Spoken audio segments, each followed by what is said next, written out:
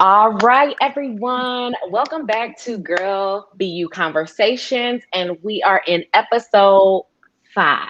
And Yes. I must say that I am extremely excited to have this conversation, you guys, because I am here with an amazing group of women who I have coined as my little sis. I teach them things, they teach me things, and I thought that it would just be an amazing opportunity to have them come on as we talk about being millennials. Okay. Now, I don't necessarily agree with being a full on millennial, but we will get more into that. So I'm going to introduce my girls, and then they are going to take it away and tell us who they are, what their major was in college, and what they currently do. And so first we have Jen, and then I have my girls Samantha and Lindsay, and we will go in that order. So take it away, Jen. Take it away. Hi, everybody. My name is Jen Williams. In college, well, I went to Penn State University. In college, I was a communications major, so all things media I love. But currently, right now, I work in healthcare. I credential doctors.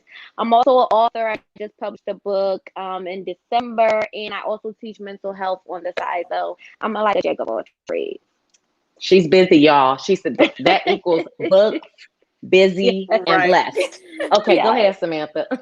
Hello, everyone. My name is Samantha Ladson. I am a recent college grad, and I actually graduated from Roosevelt University, majoring in journalism. And I will be Ooh. moving to Bloomington, Indiana in the fall to attend Yes. IU, Indiana University. And I write articles here and there. So that's pretty much it. Go ahead, Lindsay. Hey, everybody. My name is Lindsay Porter. I'm still in school, so I go to Purdue University, and I will be graduating in December. And I'm majoring in public relations and strategic communications. And I'm currently in an internship with PepsiCo right now, and I am hoping to maybe get into corporate communications or agency work. And I also make wigs and have a women's subscription box business with my mom. So that's a little about me.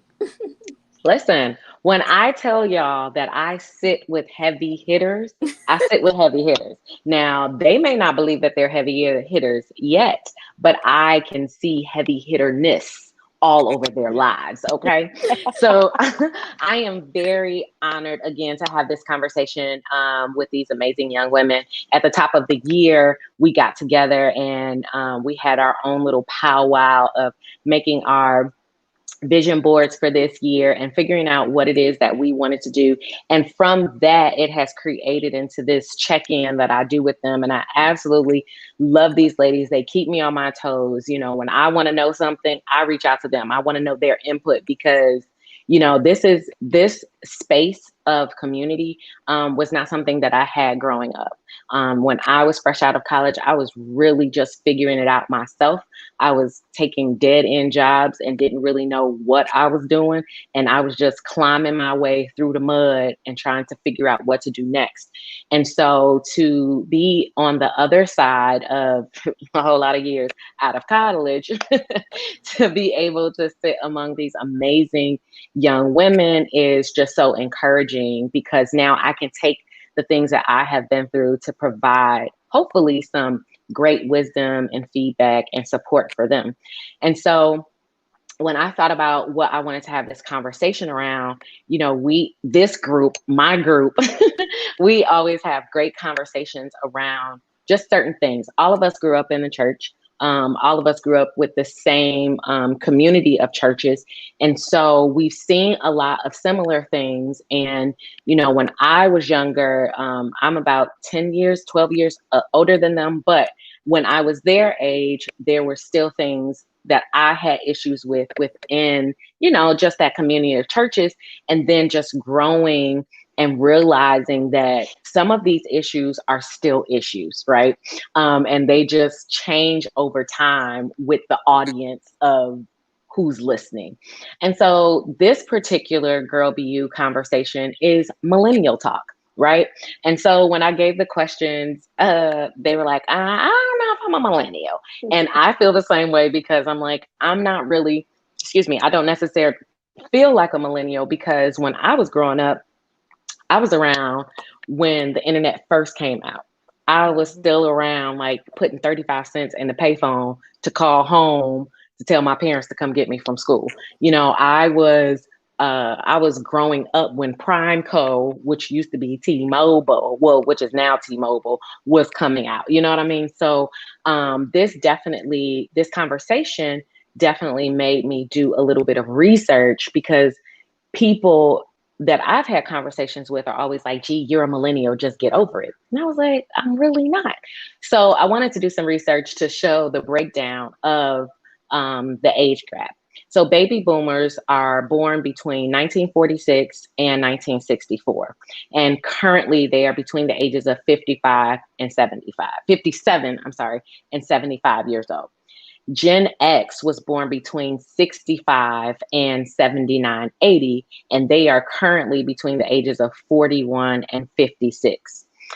So Gen Y, which is where both of our ages kind of intersect, which brings us to the conversation of intersectionality, of like this crossroad that we have, which is Gen Y, or millennials, were born between 1981 and 1994 slash 1996. And they are currently between the ages of 25 and 40. So it's kind of similar to like when you look at a kid that's going to school, or when you break down a class and you're like, we have kindergartners here, and then we have first through eighth grade. That's a huge gap, right? Mm-hmm. It's a huge gap of like first graders, second graders, and then your third and fourth, your fifth and sixth, and seventh and eighth. So I feel like that is where they place this group, us, into that. And I thought that was interesting because, again, people are like, y'all all the same. Not really, because my grandparents babysat me and my aunts and uncles were watching me, you know? So it's just very interesting. So my first question is, with that information that I just shared, what are your thoughts on being a millennial? Oh, don't shout me down now. I'm gonna need one of your thoughts. I mean, honestly, I don't even know what it means to be a millennial. Like, when I think millennial, I think everything tech. I think like nothing outdoors, like social media. I think like TikTok. I don't know. I don't think like, I still have a hard time identifying with being a millennial, because I just feel like, no, like I played outside, like I had friends, like, you know, like different things like that. Like I remember dial-up internet, like, so I don't know. I don't know how, like, I don't know what that means, but like, yeah, I don't know what it feels like to be a millennial. I mean, it's kind of cool because like I'm not dated, like I'm very tech savvy. I can quickly, with whatever new application is out, like get hip to it and understand what's happening. And like even in the workforce, in the work field, like certain practices, like I am not a paper person. Like everything needs to be electronic. Like there is an easier way to get around these loopholes. So I don't know, like being a millennial, like it has its perks, and I would identify with that piece, but like I am very much still like very old school. Like don't text me, call me on the phone. Like I am that person. Please don't call me. Please do not call me. Not. But Samantha, Lindsay, how do you all feel about being a millennial? Well, since we're pretty much stuck in between the two, I guess I can go with Jen in regard to not knowing how I feel about that, primarily because, you know, Gigi, you attest to that, being babysat by older people. Just even with my parents who are older, and I'm primarily, you know, I'm the only child, so I'm always around individuals who are older than me. And so I think that pretty much shapes your life experiences. So although I'm deemed as, you know, millennial, Generation Z, I may act like someone who's older just because of who I'm in the house with, who I come in contact with on a daily basis, hanging out with my aunt, hanging out with my mom's friends. So I think that plays a major role. Even talking to you, Gigi, like, you know, you're older. Not old. No, I'm just kidding. No, I'm just kidding. I get it. I get it. No, I get it. So I think that plays a major role. Yeah. But I feel like comparing us to the average Generation Z or millennial, it's different. It's hard to do, if that Yeah. makes sense. But wait, Yeah. we are Generation Z though. So we will be considered Like Generation Y. I thought Gen Z what? was like So what Gens? Okay, so 2000. here's another breakdown, and then Lindsay will get to you. Another breakdown. We'll start again with baby boomers. Baby boomers, 1946 to 1964.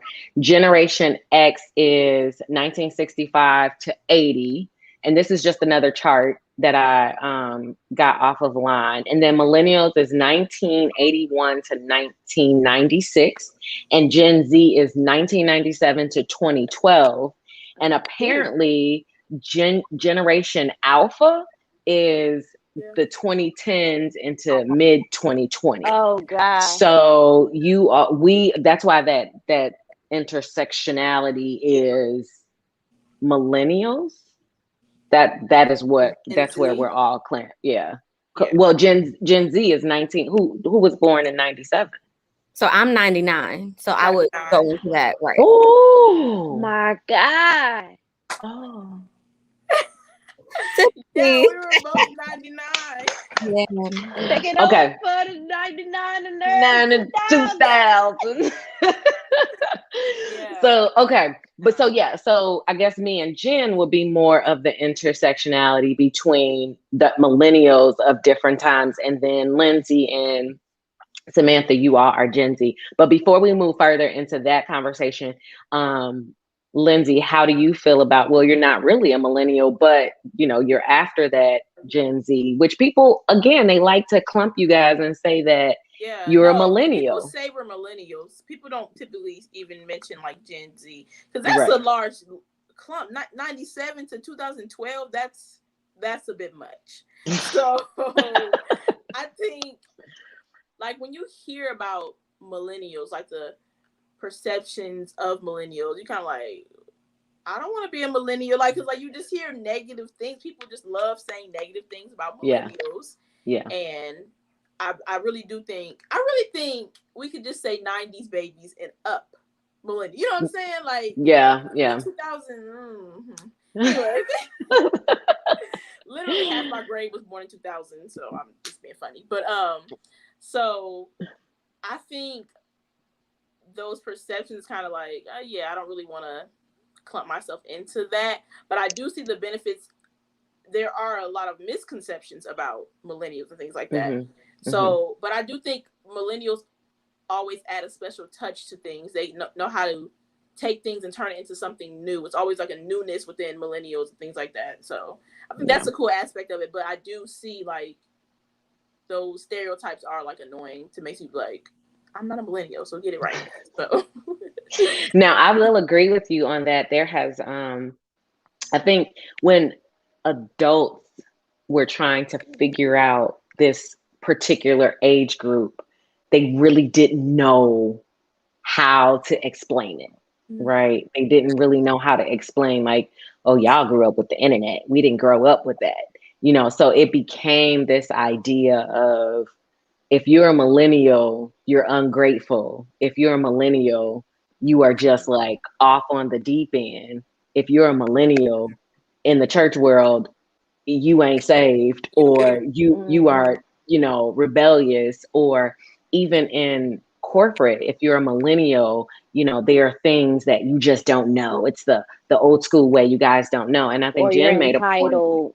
Yeah, yeah. And Jen, you made a point about certain things like not wanting to use paper. You want to, everything is electronic. And I kind of feel I'm half and half with that, because there are certain things I'm like, listen, we can figure out a way to be a little bit more electronic based. But child, I got about 50,000 calendars and 18,000 journals, because there is a sense for me that I want to be able to write it out. Well, I want to that's be the able. difference. Yeah. Mhm, Like even with me, mhm. like I have plenty of planners, journals. I have, in order for me to memorize things, like I have to write it down a million times. I have to Right. see it visually.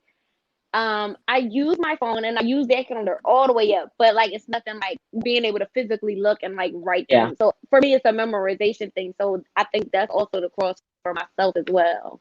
yeah, Yeah. I literally just got an iPad, and Where's my little thing? My little pen. I got the Oh, little you got your Apple pencil? pencil. Yeah, the pencil will And change your I life. love journals. Like I literally just would buy journals and planners. No matter, I don't care. I probably never filled a journal, which is probably bad, but I just love cute little journals. You always pass them. Right, right, right. Sitting right here next to me, didn't even realize it. But I just love journals. But now, since I figured that out, I'm like, wow, maybe I'm becoming like super like digital because it's so convenient. Good notes. Very convenient. Everything. I think it is the opposite. I don't plan, and I know that's a problem for me because, like, even forgetting about certain things that I agreed to, like, I don't plan. So I clearly need to do better with that. I'm not a Step plan. your game up, Samantha. I need Step to your step my game game up. up. Step Yes. it up. But I do feel that having both is beneficial, and having balance is even more important.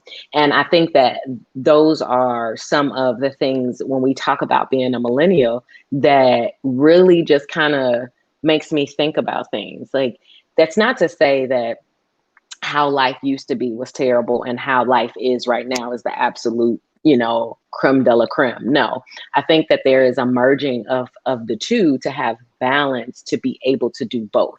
Like, I know that I'm not going to write everything down all the time, and I may not need to write in cursive all the time, but the ability to write in cursive when necessary is important. And I don't feel like there is a do away with all the other things. And for me, my thoughts of being a millennial is, I think it's beneficial to have a fresh set of eyes, a fresh set of a thought process on a particular thing. I have always been that child, that adult, that person in the room that's going to challenge whatever is brought to me, not in a bad way, but just in a way that it stretches us to see all perspectives. And sometimes the idea of the negative talk about being a millennial, it gives that concept of like, don't call me no millennial, because I don't want what's attached to how you say what you say about millennials. Which leads me, so we know our thoughts about being a millennial. And so, Lindsay, I'm gonna let you start because you kind of tapped on this a little bit about the misconception of millennials. So I want to ask you guys, like, what's the biggest like misconception that you feel that people have about millennials?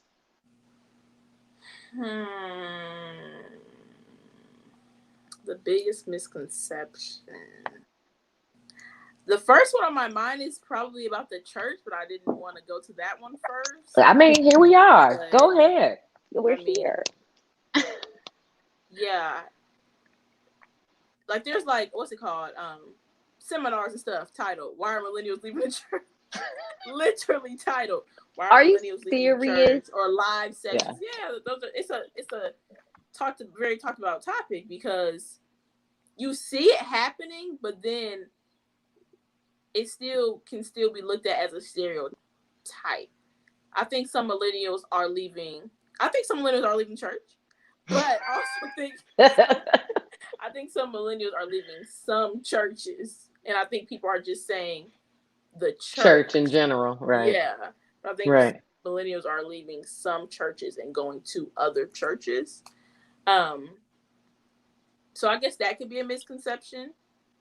But I will say, I do think millennials are leaving the church. Like, I think when you, like, if we were to go down the spectrum.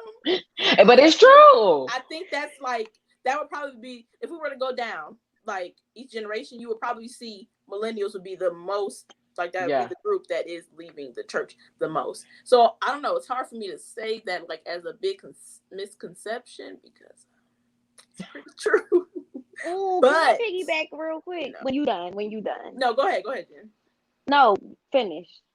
I think that was it. I just think that is a misconception because it's not fully true. But it has truth. To church. Right. It is. So Someone's leaving. Right. With no they destination. No destination. Go ahead, Jen. Now, I feel like that's a really big thing in general, right? For this millennial, Gen Z, all of that, because when you think about churches, and at least back like when I was growing up, there were more families, like full families, right? Mhm. And I feel like in today, especially in millennials, like we don't need all that. We got baby daddies, or and not to judge anybody, but like that's just some of the situations a lot of like my peers or even some older they found themselves in, where they weren't necessarily married, but they ended up having a child or something. And so why there not being a lot of family structure, there aren't a lot of family being in church. A lot of people in our generation are spiritual, whatever that means, but they not coming in churches, like they're not really practicing their religion to the T. And we can see that whatever religion, whether it's Christian, in the church, doesn't matter.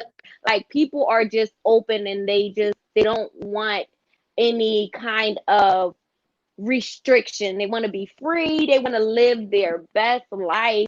And even like I was talking about, even within the work world, like I think one of the biggest misconceptions with that is that they feel millennials feel entitled. Well, I don't think it's necessarily a level of entitlement, but I do think it is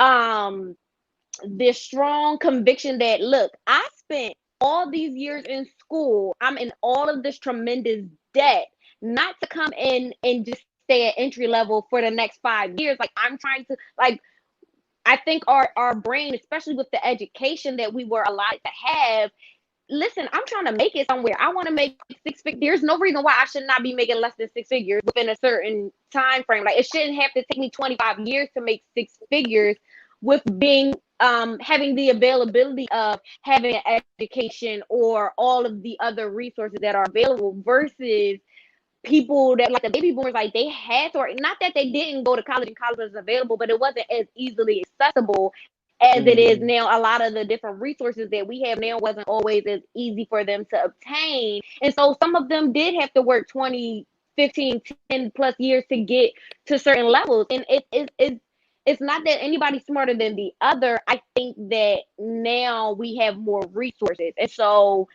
moving up should not, yeah, we want it a little bit quicker because we don't have to work as hard. So I Mhm. don't, yeah, it's a catch 22. Yeah. Samantha, what would be your input as to the biggest misconception of a millennial? I would say that we're basically kind of tying into what Jen said, but about being lazy. I know me, I'm not a lazy person. Whatever I want, I'm gonna go after it. And Right, right. no, that just means, okay, well, you're not the right person to talk to. Let me just go to the next person. Like I'm a hard worker. So I think that's a myth.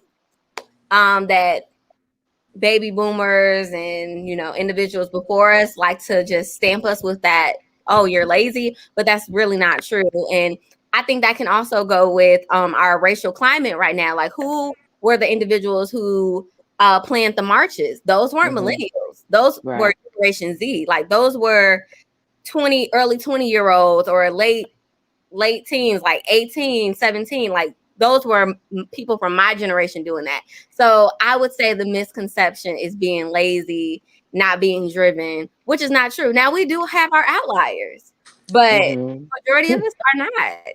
Yes.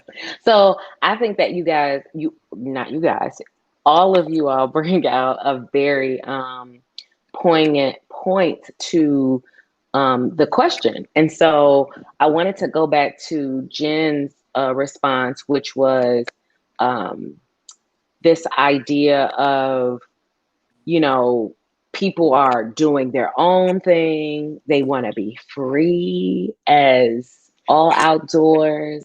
They don't want anyone telling them anything because I am me, me is she is they. That whole kind of like concept, And I understand, but I feel the reason that there is this misconception from, you know, thinking that millennials are lazy, that they are entitled, and to Lindsay's point of feeling like and knowing that people are leaving the church, not necessarily the church overall, but some are just leaving and going to different places.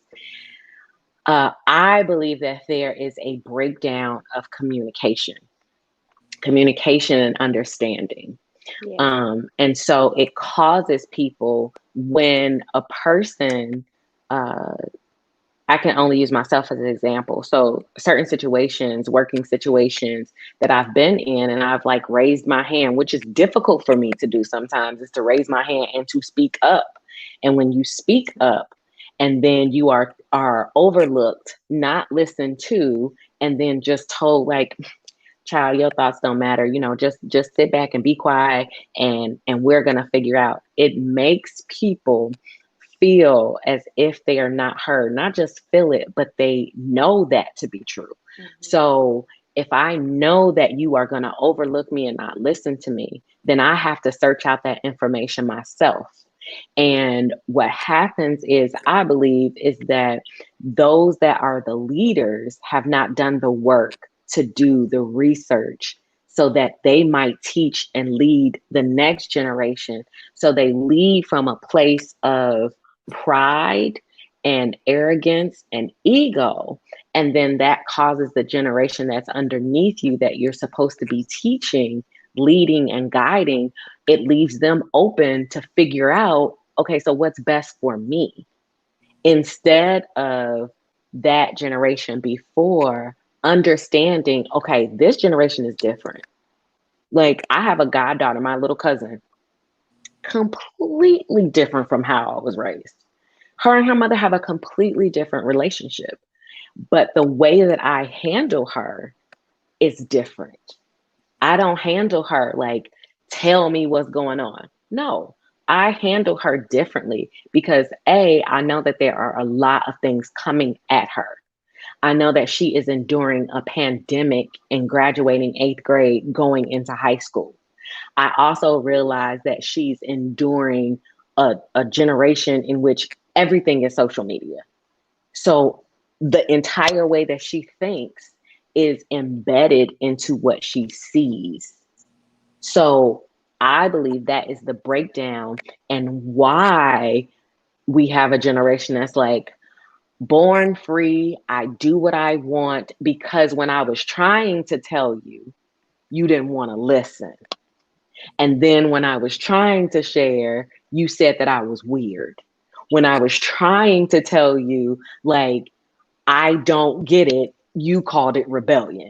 When I was trying to tell you, yo, I really like this person and I don't want to do wrong, but teach me how to do it the right way, you told me just go to church and pray and God's going to heal you.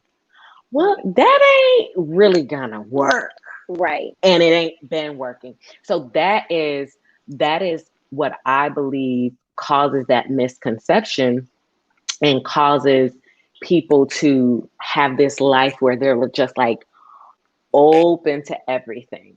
And I will say this, which will transition us into our next question, is I have learned that I'm not judging nobody by what they believe. Okay. I am not, it is not my job to be judge and jury of anyone. If you think putting your feet in dirt is going to get you the peace you need, well, baby, do it. Now, I might not agree with it, but if that is what you feel is best for you, then do it. Because I've sat in a seat of watching people judge and being judged, and that's just not a good feeling. And it is better when we win more bees with honey than vinegar. And I think, especially in the Black community, there are some things that we get very comfortable being toxic about, but then we turn around and be like, I don't have no toxicity in my life. But you the toxic one. The You toxic. be you be the You toxic started one. it. You you started it. So when I slap you, because you slapped me first, now I'm a bad person. Yes, This is Make it so funny. make sense. pretty It much. Yes. doesn't make sense. So this is the next question, which I know might be a little challenging, but do you believe that there can be a balance between beliefs? And when I say a balance between beliefs is, we get in trouble. So whoever's listening, I'm gonna get in trouble, but I don't care.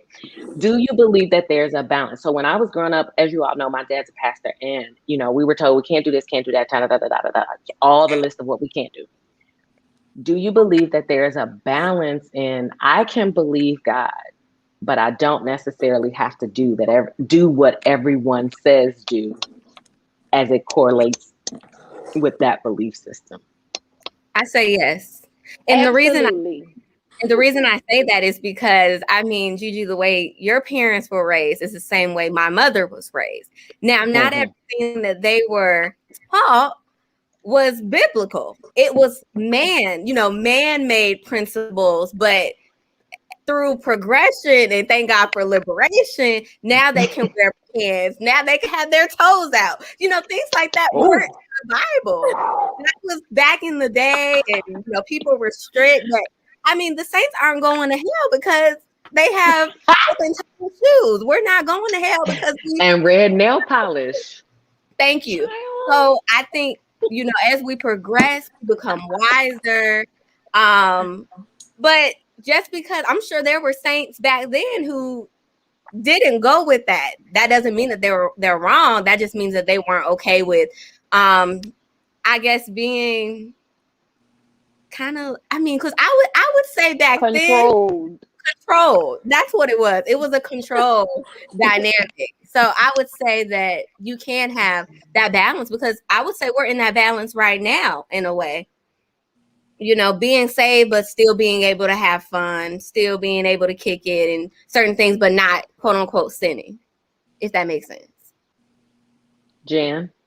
Absolutely. No, I absolutely believe that we can have that balance and that it's necessary, and that was the whole point of the message of Jesus Christ and his example of him being on the earth, where he sat with the tax collectors, he was with the whoremongers, he was, you know what I'm saying? Like, how you say you want to win these people, but you don't associate or even come down to see where these people are. You can't meet their basic needs. I think it really ties back to the point you made about the information that is available here in our generation. There's much more information available, and people don't just settle with the because I said so, because that's it. No, I'm getting this encyclopedia, I'm gonna get in this Google, and I'm gonna look it up, and I'm gonna find out for myself. And then once they realize you're wrong, then it's kind of hard to trust. So I think without the vulnerability, without the transparency, because of all of the resources that are available today, people have a really hard time just following because I said so. Yeah. However, the appreciation of what we were taught growing up about having a disciplined life and having character and integrity, I think it really matters, because then even in work and church and whatever, people know that they're dependable. You actually stand for something. You don't just get carried away and flow with the wind. Like, no, I love the Lord. I'm saved. I'm still going to live a sanctified as far as being separated life. You know what I'm saying? But it doesn't have to be that hard. Like, yes, I'm going to get my nails done. And guess what? While I'm getting my nails done, getting bright red, I may see somebody there who might be dealing with something, and I can still be a witness to them. And they don't care that my nails are red, because it doesn't mean anything, right? At the end of the day, like, if they're in need, they're in need, and I can still meet that need. I can still pray with them. My prayer is not all of a sudden tainted, and I'm not in a backslidden condition because my nails are red. You know what I'm saying? Like, I think there can be absolute balance, because at the end of the day, we still need the wisdom of older ones, because at the end of the day, like, scripture tells us, I hate to be churchy, but there's nothing new under the sun. Like, we all are a human race, and we experience life, we experience tragedy, we experience happiness, so we can relate to some degree on just about everything. My mother, your parents, they've been where I've been. So when I'm struggling with something, like, I need you to come down off your high horse and be transparent and just tell me, like, yo, what was this like when you were dealing with this, so that I don't, veer off the way, or, because we need to talk. And like you said, that's what's lacking. Difference. It's the breakdown in communication. I'm done. There's no transparency. Like, there are people who either may not want you to know that they struggle, and may want you to think that this walk has been easy or that it's been perfect. But I I think God wants us to go through this journey and it not be easy so that we can help the next person, because you're going to go through. But there is a lack of transparency. People don't want to tell you what they've struggled with, when really that could really win souls. Yeah. Definitely. Lindsay, you can go ahead. I just agree with everything everybody was saying. Like, the beliefs, like some of them were just, they were man-made, they were not biblical. And so those beliefs, I believe that we can have there can be a balance, because some things are just unnecessary. Just nothing's going to hinder your witness. I won't say nothing. Some certain things that are considered that's like going to ruin your witness will not ruin your witness. But there are some things that will ruin your witness. I will say that. But yeah, I just agree with it, what everybody was saying. To those certain, like those, I don't want to offend anybody, but like those just unnecessary beliefs that just did not make sense at that time. And but I also think, I'm sorry. Go ahead. No, I was just saying, especially now. Yeah. Yeah. I just want to mention like what I've learned as I'm getting older. And again, there's a way to have some of these conversations and stuff. But as like when I talk to my mom and stuff, there was also that fear that we're going to lose people, you know what I'm saying? Or that we won't be respected. People won't be able to tell the difference.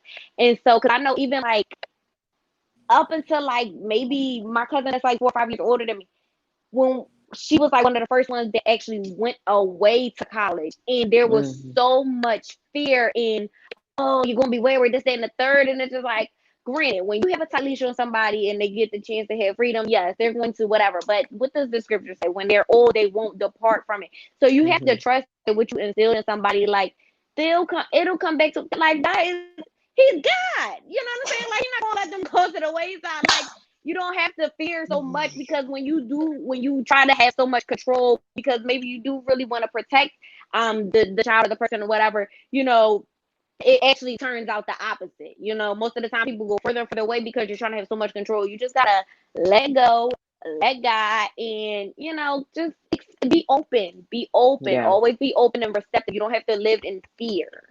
Yeah. I was gonna say that one of the things that I learned in balancing this world of like, I grew up in church, but I've also had a lot of different experiences. I remember when I moved to Texas and I was working with a gentleman who was Jordanian, and I don't want to misquote what his religion was, but he would every single day, when I tell you every single day, at least 3 times a day, he was pulling his rug out and he was like, Gigi, I'll be back. I gotta go pray. And you know, for me, that challenged that apostolic Pentecostal girl in me, because I was like, wait, what? You're gonna go pray? Like you don't have no prayer service at church? Like what is that? Like y'all don't have that? And so what he didn't realize is by me being open to not wanting to change and change him, or having tracks every 5 minutes, like get to know Jesus, he's coming back. He was teaching me something about my conviction, about my walk with God, about my discipline with how I pray and how often I talk to God. Because again, we're raised to believe like this is the way. And nobody that believes that the way that we do, then they're wrong. Which goes back to a lot of it really wasn't biblical. This was stuff that people were putting in place for that particular time, especially, you know what I mean? For that generation, you know, to speak to Samantha's point, I think she talked about the racial things. Even back then, they were encountering so many different types of wars and, you know, inequities. So the church became their haven. And so when it became the haven, it was like, this is how we protect what we have. And so to go back to learning, my friend who I worked with, he taught me so much about discipline, but I was able to learn those things because I wasn't judging. I didn't judge. I was a student and I was open. My heart was open. I didn't even realize that I was going to be learning anything, but I was open and I was also relatable. Yes. Yes.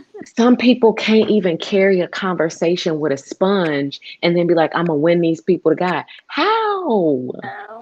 And to Jen's point about how Jesus walked with those who and sat and talked to people.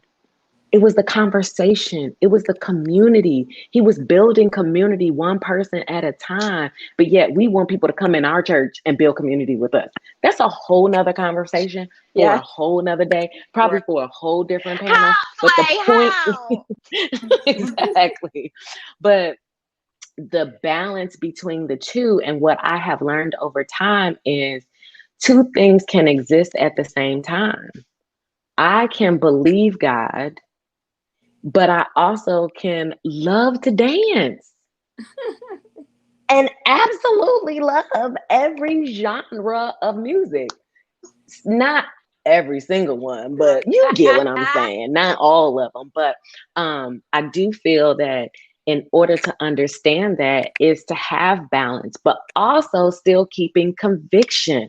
My father used to say true freedom is not just doing whatever you want to do. Yes. True freedom is having the ability to do whatever I want to do, but not doing it because I realize that I'm free. Yes. That's right. Like, even as we talk about being millennials, like there are certain things on social media you won't see me posting. Wow. Because one, is not people's business, and two, it's just not your business. That's And your third, business. thank you, Auntie Tabitha Brown, because that's your business. That's your business. And I just feel like three is just not people's business. And the conviction is being changed to know that I don't have anything to prove to you by showing you everything. I can walk in true freedom and I can have God in my heart and I can choose to do things that you might not necessarily agree with. And the freedom is I can either do them in front of you or I don't have to at all. Because I ain't trying to prove nothing. Right? Okay. Um, I knew we were gonna have a very great conversation. We always do. We always I just knew it. So as we talk about like things that generations before us did not share, things that they were nervous about sharing, what's one thing that you wish the generation, maybe not before you, because it would be kind of us together, but maybe a generation like maybe your mom, maybe your dad, maybe your aunt. What is one thing that you wish they would have, that you're looking from in them that you maybe didn't get and in searching for? not so much what what she said? I didn't hear. I said it. Sex. Sex. Yeah. Sex. Yeah, that Sex. too. And then also I think homosexuality needs to be discussed more in the church. It's some things can be made as such a taboo when, let's be real, homosexuality is very prevalent in the Very. church. It's been in the It church. has been. Been in the Has church. been. Yes. Very. So I think that needs to be discussed because there are individuals in the church who are dealing with that and also want to be saved. So it's like, what should they do? Help them out, give them guidance. But no, it's like, well, if I tell someone if I tell the minister or evangelist that I'm gay, they're not going to want to deal with me anymore, or I may not be able to preach or evangelize. There's just so much judgment that goes with being a homosexual. That's a good point. Even And if they're I'm not actively like having a active sex, like come on, like we gotta talk to people like that's their business. I but think I that also also and goes with that. Oh, go ahead. sorry. I No, was no, just go saying ahead. Go ahead. I think that goes with the transparency piece though too. Yes. Yes. Because imagine somebody who is dealing with that going and speaking to somebody who never dealt with that. You know what I'm saying? Even because you never fully understand somebody unless you were fully in their shoes. You know what I'm saying? I mean, you can hear Mm-hmm. about different things, but like imagine going through that struggle and speaking to somebody who's never experienced it. I feel like that's kind of difficult. But that's where the transparent piece comes, because people don't admit to that stuff that they experienced and got delivered from it. Now, some people do. Or not delivered. Right. Or that they So like people just sharing their struggle. Yeah. So people just really, the church just needs to be real. People need to be real. And sometimes being real may be a little embarrassing, but ultimately it's about helping someone else. And I think if the church will be a little bit more real, I think more people will probably be drawn to the church. Y'all, I hate to be a walking Bible, but like the scripture says, because it's like it just comes to me. No, the yeah. Says, we come by the blood of the Lamb and the word of our testimony. It is as simple as just sharing your struggle, because you don't know that just by sharing, like, yo, I really struggle with like important or something like that, can help somebody else. Like they don't feel like they're the only one, and it's just like, and it's like, come on, we supposed to help each other. We're supposed to help restore one another. We're supposed to love people. Like, of course, you're not loving somebody because you can't even love you. You hide behind closed doors. You know what I'm saying? Like, we have to learn or open ones. Open, yes, the open doors too. It's just like we have to learn to just be more. It is okay, honey. It's okay. And if somebody do judge you, it don't matter. They ain't the judge. They ain't got no heaven to put you in, or hell to, heaven to kick you out of, or hell to put you in. So, like, we might as well just tell the truth and shame the devil. I feel so bad. Oh, you go, Gigi. No, I was just going to say that that's so true about the transparency. And what happens is that the children or the young people that are sitting there, we're watching it. Like, it's not like this is something we heard of. We're literally watching you. We see the indiscrepancies. We see the favoritism. And then when we go out into our jobs and into these roles where we have friends, like I have tons of friends, homosexuals, lesbians. Is that my story? No. Do I still become relatable to them? Yes. I have a friend right now, her and her wife, she's Jewish. They have children together. Whenever we go out, hear me when I say whenever we go to dinner, if I have dinner at her house, if she understands, you know how they say she understands the assignment, she understands my assignment. She understands that when I go to dinner with her, I'm not just digging into my food first. I'm praying over my food, because that is what I do. She knows that if she comes to me with an issue or concern, I'm definitely going to say, hey, I'm sending up prayers for you. That doesn't change how I view her. It doesn't change how I view her and her wife. That's their business. My job is to love them. It is God's job to change them if that's what he so desires. That's right. If that's what he desires from, it ain't my job to go in there and be like, girl, let me tell you what Jesus said. Oh, first of all, she's Jewish. Jewish. Come on. And it goes back to A, being transparent, B, being relatable, and 3, being what Jesus commanded us to do, to love his people. So now we got a criteria on who we love. Well, they're gay, so we're not going to love them. Come on, stop. Ain't no scripture. None. And you miss an opportunity to teach and to learn. You miss out on opportunities to learn. We are to learn how to love God's people. They're God's people first. Yeah. And even as we have this conversation about being millennials, the breakdown into why people feel that is because you haven't been transparent. Yep. To say, I don't know what this Right. means. I don't know what it's like to grow up with the internet. I don't know what it's like to have TikTok in your hand. I don't know what it's like to be able to check your email right away. I don't know what that's like. So instead of me attempting to learn it, and instead of me only reading the Bible, I'm not reading anything else. You know what I mean? Like, come on, you got readers are leaders. That's right. And I would dare to say, if you don't have any books in your library, what are you teaching me?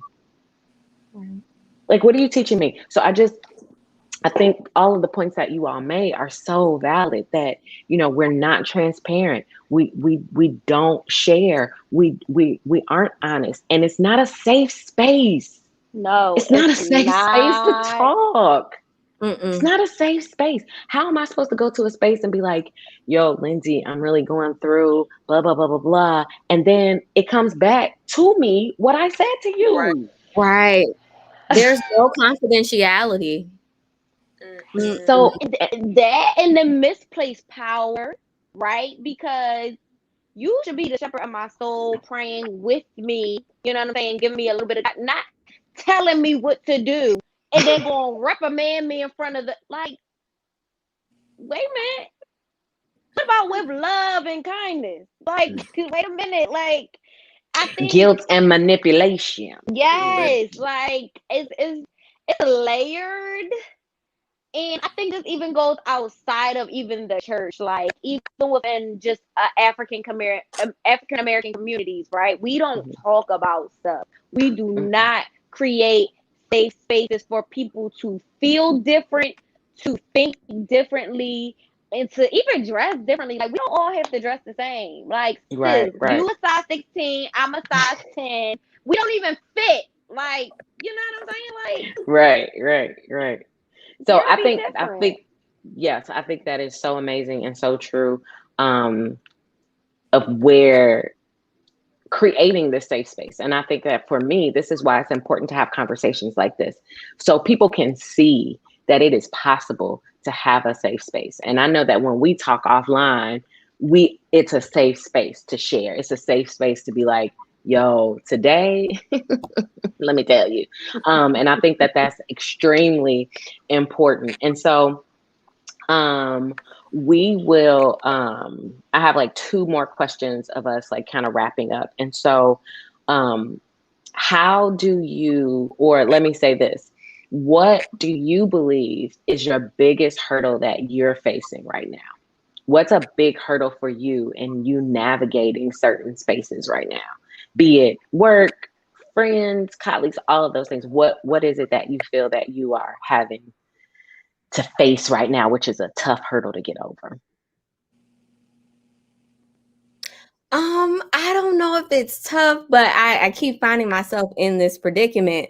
But trusting, fully trusting God, even with just opportunities. Um, just like with grad school, I was worried, Lord, am I going to get into grad school? And it's just like, Sam, would you just trust me for a ride? And or even with an internship, oh, I didn't get the internship that I thought I qualified for, but then God sends a ram in the bush, and the individual who works there is like, wait, oh, you didn't get the internship, but I'm going to keep your application open and let's do something in the fall. So certain things like that, like, so while I'm stressing, God already has it covered. But that's something that I need to work on, stressing out when it looks like it's not working out for me. Mm, child, I think we all get to a place of worry and a bit Yeah. of like anxiousness, like, is it gonna work out? And then when it work out, you be like, I mean, I knew it was Jesus, but I was a little worried. Right. Go ahead, Lindsay. Um, hmm, I'm struggling to think of one. Maybe I'll say I think that was a really good point, Mhm. Sam. That was I can definitely relate to that 100%. Um, oh, okay, I can say imposter syndrome. I know a lot of us Mm. deal with that imposter syndrome. I feel like the Lord blessed me with the great opportunity to be working for PepsiCo, and I'm like, am I qualified for this? Is this really where I'm supposed to be? Like, and it just makes me nervous and concerned, and you just sometimes you just feel inadequate sometimes. especially like I haven't had the chance to work with a Black woman yet. And whereas one of my friends in her internships, her whole team is like full of Black women.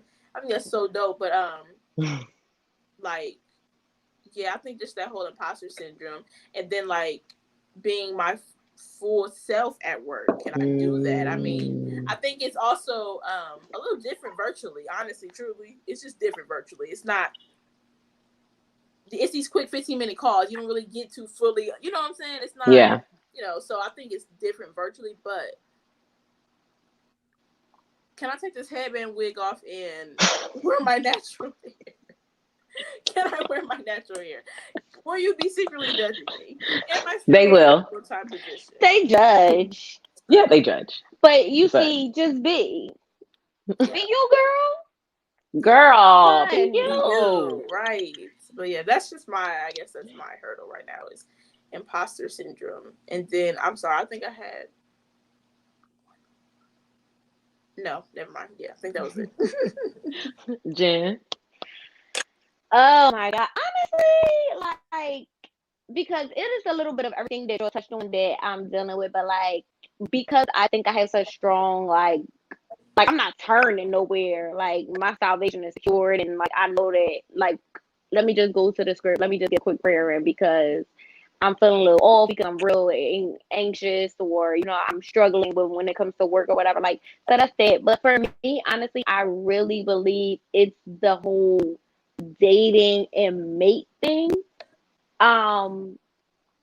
Because I just feel like I don't know how to do this. And like, I just don't, I'm not for everybody. You know what I mean? Like, I get turned off easily. I get bored.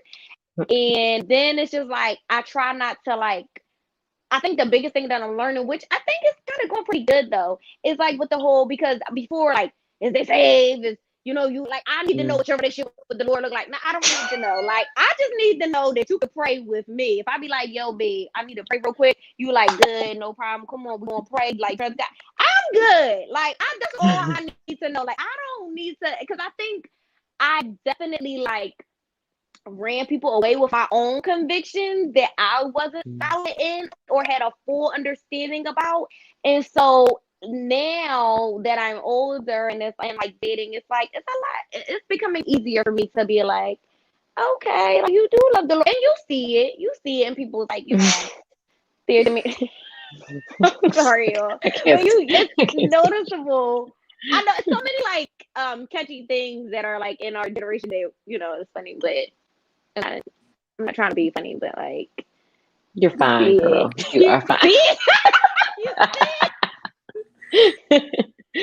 So I think I want to share something that I am facing, and then also speak to some of the things that you all said. So for me, it is really a faith walk, right? Sometimes it's easy to be like, I'm about to go out here. I know I got it. Da da da da da da. And you I'll be in the back room saying it.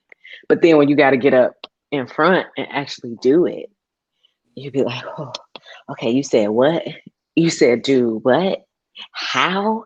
You know, and that whole second guessing. And to Lindsay's point, the imposter syndrome.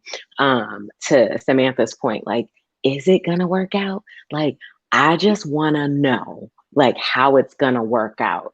And even to Jen's point, like dating and being in relationships, like, how much do I give? How much is too much? Am I too much? Am I, giving too much? Am I too much for one person?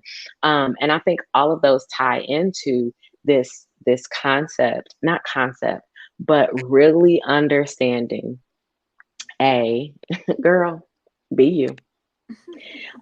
Two, that if you have a relationship with God, and if you spend time talking to Him and sharing in a relationship with Him, He will guide you. And sometimes that guiding is unsure. You don't know. Your steps are kind of like a little shaky. Like, Listen, I know you said what you said, but again, Jesus, having a little rough moment. Um, but I know that when you do take that step, when you take that leap, everything will be worked out. Recently, over the past couple of weeks, I've just been really struggling with this, like the whole faith thing, like just believe, don't question, just believe. And I'm a very type A personality, and I want to know how it's going to work out. I want to know the details. I want to know point A, point B, C, and then we're going to go back to two because we have a few alphabets under there. I want to know all the bullet points. And so, as I was starting my day one morning, I was like praying, and the prayer led me to the scripture Ephesians 3:20. And I'm like, okay, yeah, I know that scripture. God is able to do exceedingly abundantly above all I can ask or think.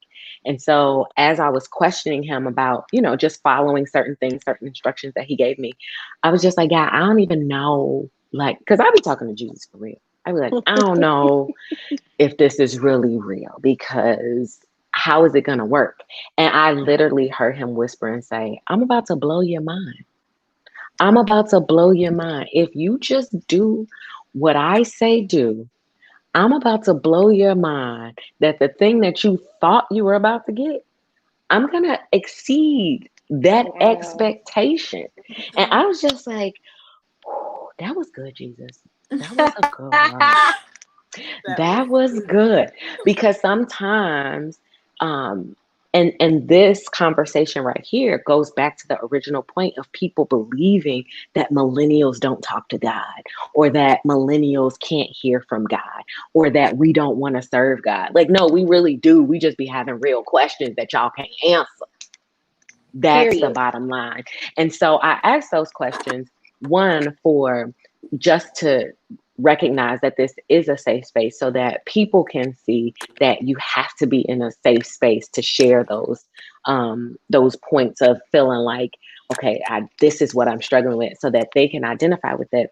But also to shed light on when we are uncertain, when we have that imposter syndrome and don't feel like, you know, can I take this wig off and they're not gonna judge me? The reality is, and what we have to get down inside of us, is that even if I do take this off, that doesn't measure the value of who I am, because I'm gonna still be the person that I am, and I'm gonna bring the same amount of energy with the wig or without the wig. It's just you that's gonna have to get comfortable. Yes, I am a little worried. I am stressed. I am like, oh Lord, I don't know what's gonna happen. But that is when that other scripture comes in that says, cast all of your cares, your concerns, the things that concern you, on him, because he never intended for us to carry all of these things. And then when we face these life things where we're like, am I too much? Jen, you talk about too much. Honey, I am the much. Okay? I am the much. Yeah. You know, growing up, I always felt like that. I always felt like, oh my gosh, I'm too much. I'm too loud. I laugh too loud. And when I laugh with all my teeth. My teeth, my eyes are like crunch up, and people be like, yo, like, what is so funny? And I used to measure that by someone would never want that. But what I do know is that God is concerned about the things that concerns you. He knows the desires of your heart, and he knows who that person is. And you won't have to be like, oh, I'm just gonna, change or be this, or I'm gonna be a lot. And you don't have to apologize for any of that, because the person that he handcrafted for you is gonna be like, that right there, that's me. That's me. Because the way that because he does all things well. And he's not a God that, has an eraser out like, oops, I ain't mean to give Lindsay imposter syndrome. Oops, I didn't mean. No, he does all of those things because all of those things fit together like a puzzle. So hopefully that kind of tied all that together. And then my last question: what is one thing that you all would share with someone that's listening to this? What is a one takeaway that you want them to have from this conversation? Jen, you can start. Um, I want them to walk away knowing that fun. Like you can believe in God, be Christian, and still have a very fearless life. And I admonish you to find out for yourself, know for yourself, and have fun. That's all I got. I love it. Yeah. Lindsay, I go hand. I would say I like Jen's point, but also that it's okay to be different. Like Mm, a lot of people do not like to stand alone. Nobody likes to be different. But when I say it is okay to be different, I'm one of those people. If I see a crowd running in one direction, I'm probably gonna go the other way. Like that's just too many people gathering. wait, wait. I hate to cut you off, Lindsay, but what cracks me up is because y'all, I know Lindsay's parents, and literally that face is both of her parents in one. But go ahead. But yeah, so like it's okay to be different. It is okay to be by yourself. It gets lonely sometimes, yes, but literally it's most likely the best decision. Instead of just following the crowd, doing what everybody else is doing, take that time to sit with yourself, discover yourself, spend time with God. Like it is okay to be different. It's okay to stand by yourself. Yeah, that's my point. Love it. Samantha.